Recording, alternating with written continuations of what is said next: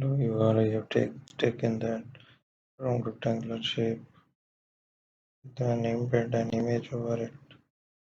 Take that one, stretch it.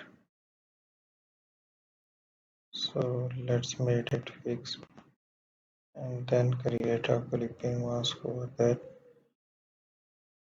A paint here.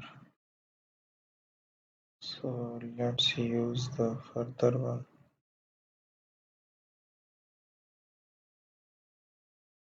Then we will have the design here to apply on it. I will use the razor tool.